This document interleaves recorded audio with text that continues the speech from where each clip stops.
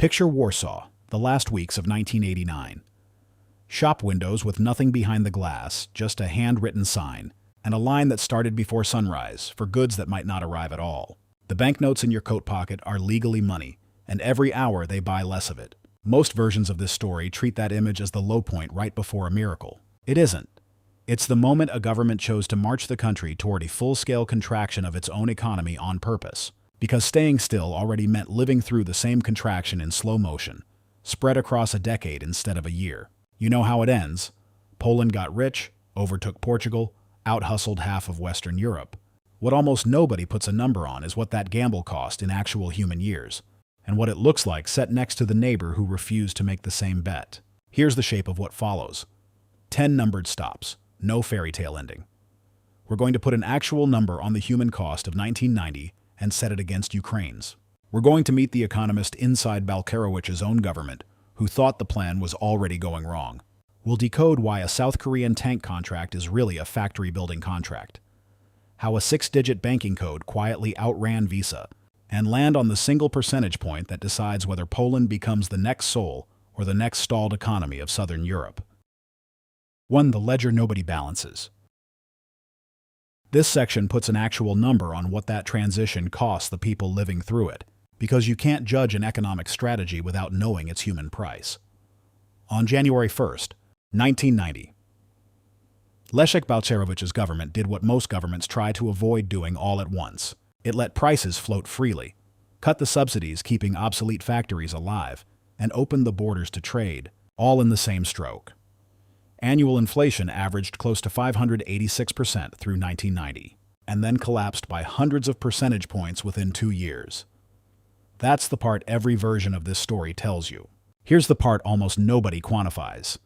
What did the shock actually do to the people living through it, measured the only way that matters? Years of life? The instinctive answer is that it must have been brutal on a mass scale. Poland's own suicide rate did rise sharply, up 26.5% between 1989 and 1994, and unemployment, wage collapse, and dislocation were real. Not decorative details for a documentary, but here's where the story gets uncomfortable for almost everyone holding an opinion on it. Compare Poland to the country that, at that exact moment, chose the opposite path. Patient, incremental, protect the old structures reform. Ukraine. In 1990, Ukraine and Poland sat close enough in income that a currency trader wouldn't have flinched moving money between them. Ukraine avoided the frontal shock. It also avoided, for years, the frontal reckoning with its Soviet-era industrial base. Its population paid for that gentleness in a currency more brutal than inflation. Ukrainian men lost 4.5 years of life expectancy between 1990 and 1995, one of the sharpest peacetime mortality collapses recorded anywhere in the post-war world. Economists mapping this across the region gave it a name: the mortality belt, a corridor running from Estonia down through Ukraine where life expectancy simply fell during the 1990s, while Poland, alongside the Czech and Slovak republics, recorded only a negligible rise in mortality over the same years. By the early 90s, Poland, alongside Croatia, was already adding back roughly a year of life expectancy, while Russia, at the far end of the same decade, had lost nearly 5. Sit with that, because it inverts the entire premise the human cost question usually starts from. If speed itself were the killer, if shock therapy were the thing that breaks a population, Poland should be the disaster story and Ukraine should be the miracle. It's the reverse. The pain of 1990 to 1993 was concentrated, loud, and politically expensive. But concentrated pain isn't the same thing as worse pain. Ukraine's slower, more politically comfortable path produced an excess mortality burden that shows up in the demographic data 3 decades later. That doesn't make the shock therapy years painless. It makes them something more specific than painless or catastrophic. The version of this transition that, measured in the coldest metric economists have, cost less than the alternative most of its critics point to as the humane option. The correction inside government. 2. The man inside the room who said no. Balcerowicz is the name every retelling reaches for, and it's earned. But the plan that actually carried Poland through the 90s wasn't the original blueprint left running on autopilot for a decade. 4 years in, the government itself changed course. Grzegorz Kolodko, an economist publicly skeptical of unmodified shock therapy, became deputy prime minister and finance minister in 1994. and spent the following years steering policy toward a more interventionist mix. Active industrial support and social policy adjustments, layered on top of the original doctrine. Kolodko wasn't shouting from outside the tent. He was inside the government, correcting it in real time. Here's a name you don't expect in a Polish success story. Joseph Stiglitz, Nobel laureate and one of the most prominent critics of unmodified shock therapy anywhere in the world. Masywaj, his published critique points to exactly this kind of course correction as the reason Poland avoided the fate of Russia, where the same prescription, run without a mid-course adjustment, helped produce both an oligarch economy and the mortality catastrophe from point one. The version of shock therapy that actually worked wasn't the purest version. It was the one that got edited. Slovenia's slower path. Now widen the frame, because Poland wasn't the only country running this experiment. And it wasn't the only one that ended up fine. Slovenia took almost the opposite route. Cautious, incremental, protective of its existing institutions, partly because it started wealthier than its neighbors, and partly because it was simultaneously managing the violent breakup of Yugoslavia. A 2004 World Bank assessment found Slovenia had achieved one of the highest and least volatile growth rates of any country, then in line for EU membership, without a comparable shock, a comparable unemployment spike, or mortality anywhere near what showed up further east. Slovenia's critics call it rigid and slow to privatize its banks. They're not wrong.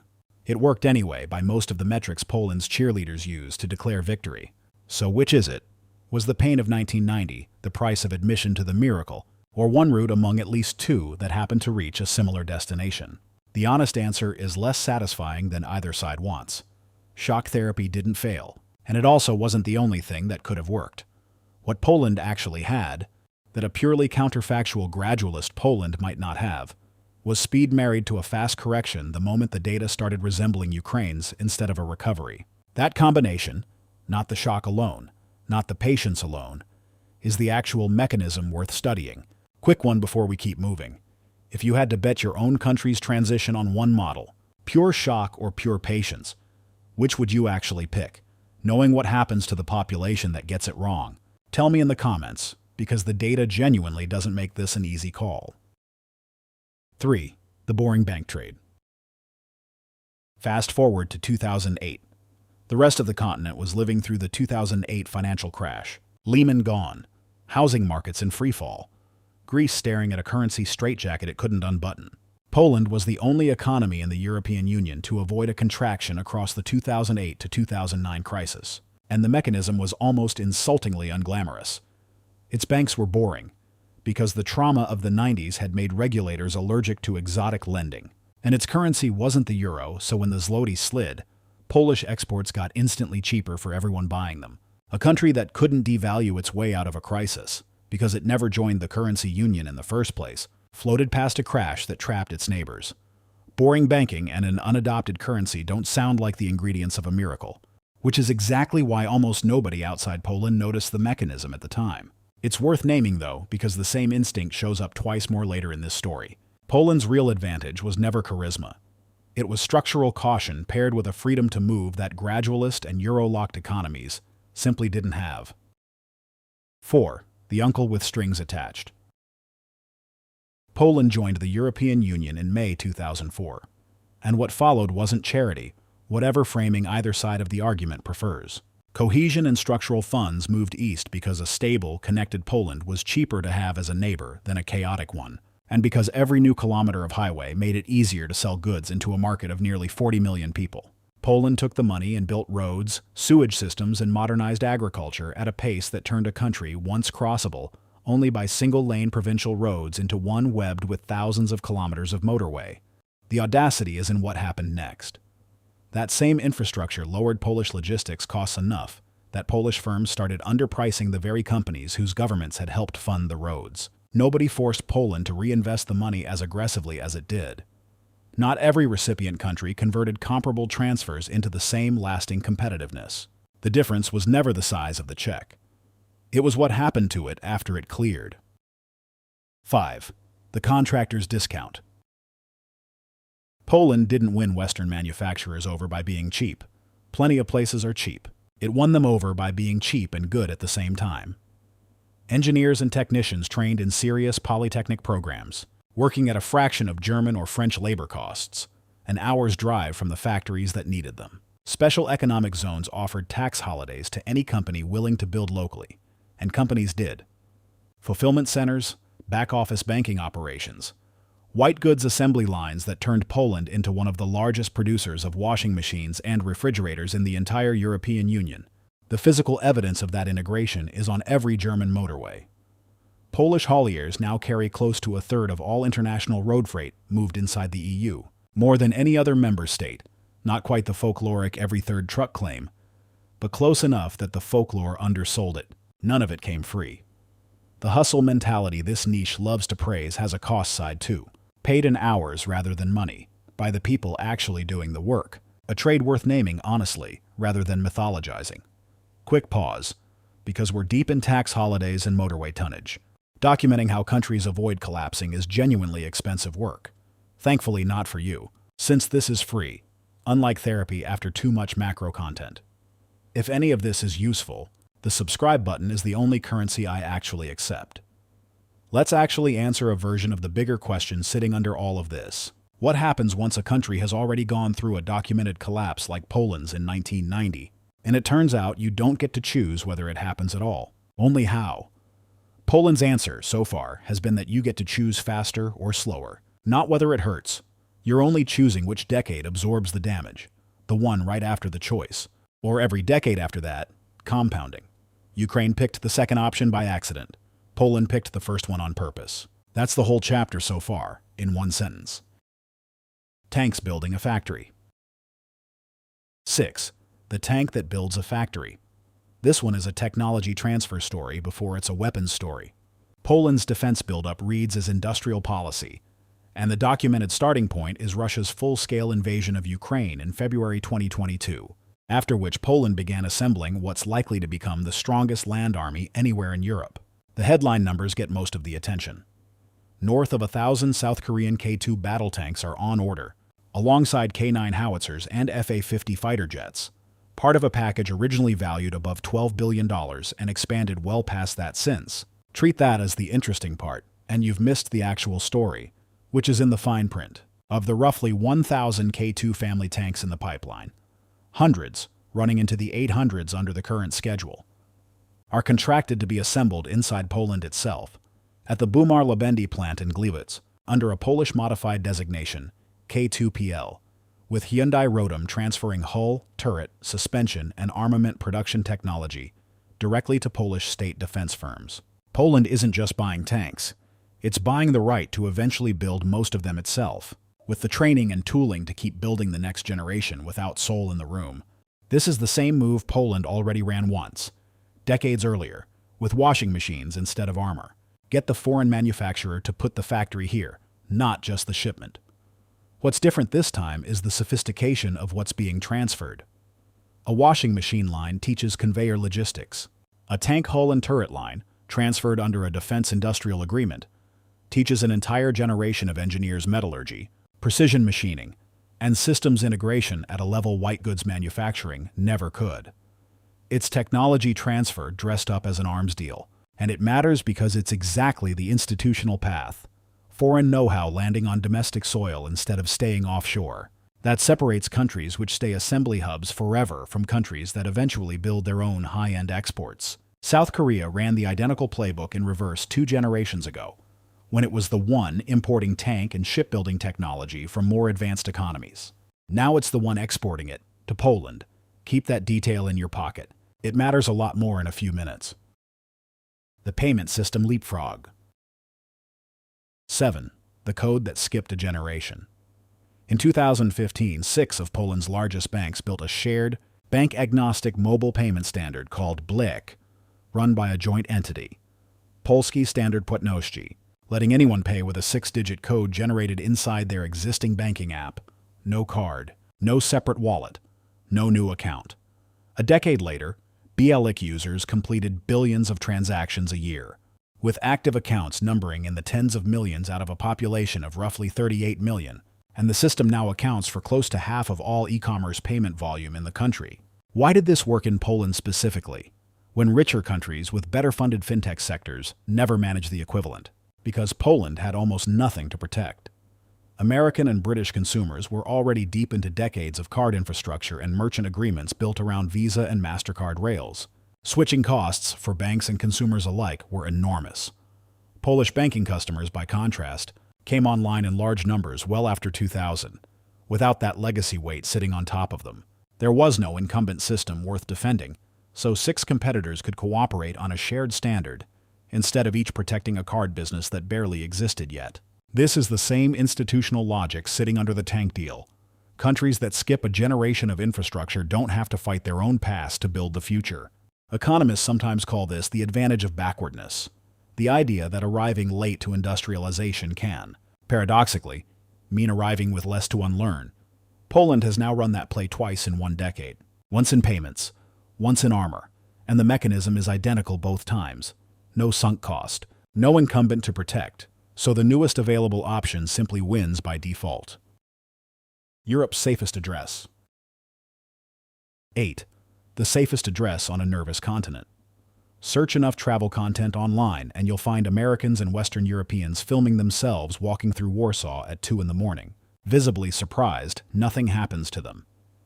The meme version of this claims Poland has almost no dangerous areas left at all, which overstates a real trend into something unfalsifiable. The actual data is less mythical and, honestly, more impressive for being ordinary.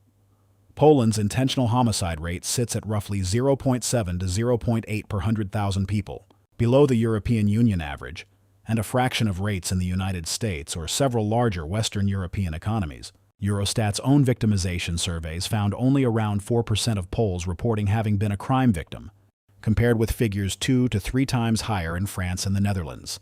This matters economically, not just as a lifestyle brag. While parts of the continent trade anxious headlines about slow-motion European stagnation driven by energy costs and political instability, safety itself has become an economic input. Poland is pulling back its own diaspora. Workers who left for London or Dublin a decade ago are recalculating the math on rent, safety, and quality of life, and increasingly landing on Warsaw or Gdansk instead.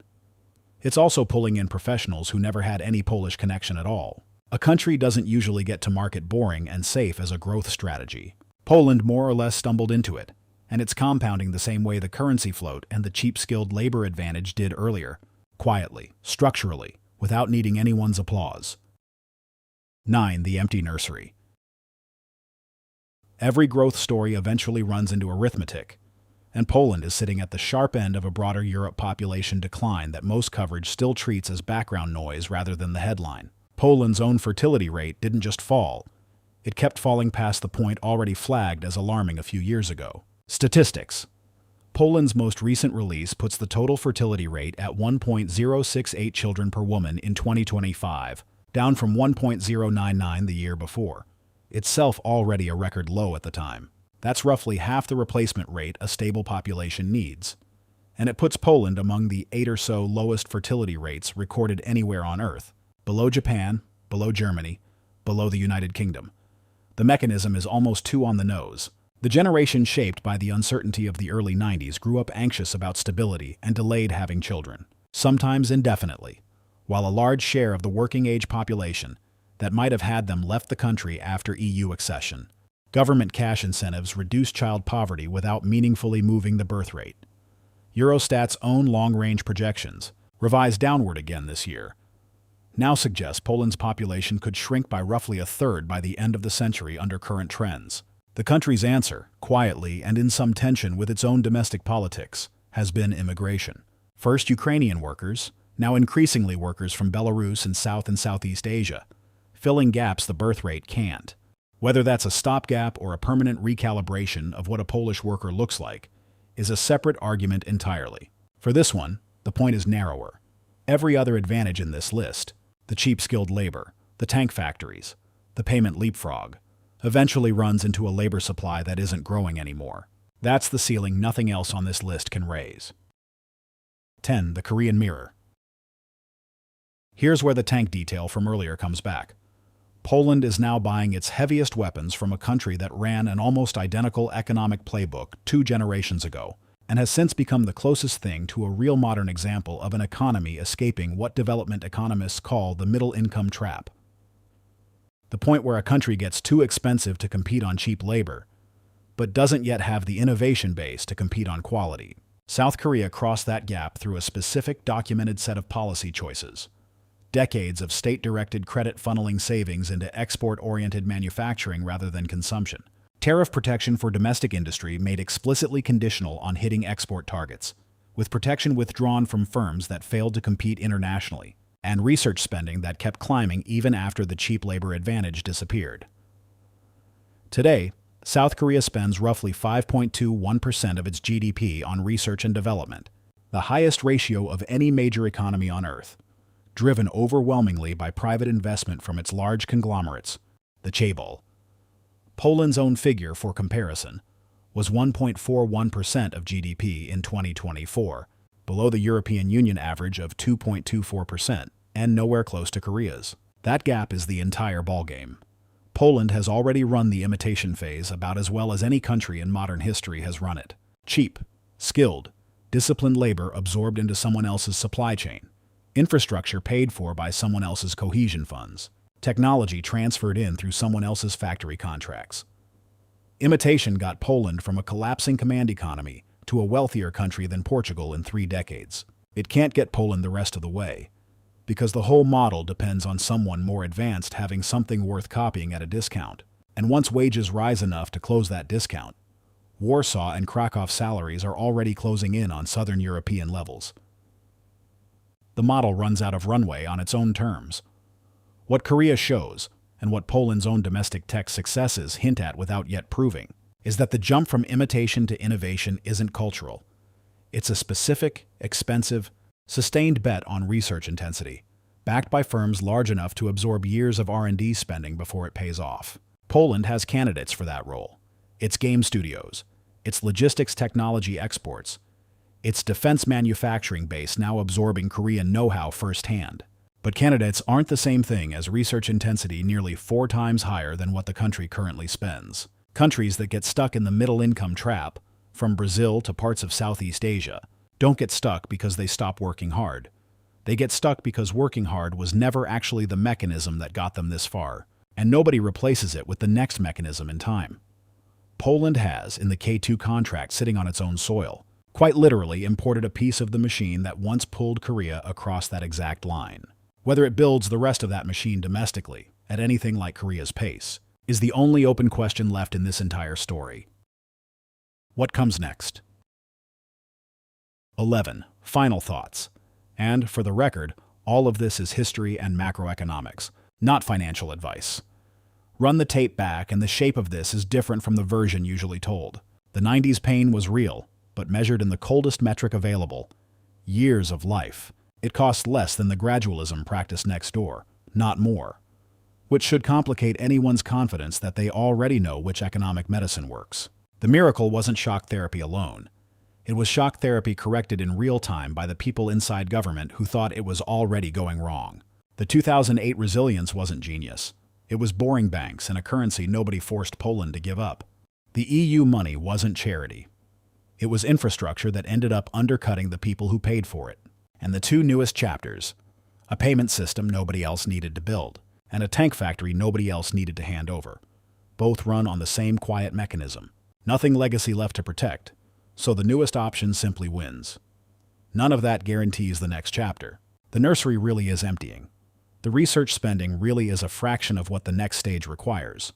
And the honest comparison isn't with Portugal anymore. It's with South Korea, one of the very few countries in modern history to actually make the leap from imitation to innovation and land it. Poland has spent 3.5 decades proving it can outwork, outadapt, and out-improvise almost anyone in Europe. The next test doesn't reward those instincts particularly well. It rewards patient, expensive, compounding investment in things that don't pay off for a decade, which, ironically, is the one skill a country forged in shock and hustle has never really had to practice. So, genuinely, do you think Poland closes that research gap before the demographic math catches up with it? Or does the miracle stall out exactly where so many others have? Tell me your honest read in the comments. And if this kind of number-first economic autopsy is useful to you, The subscribe button is right there for the next one.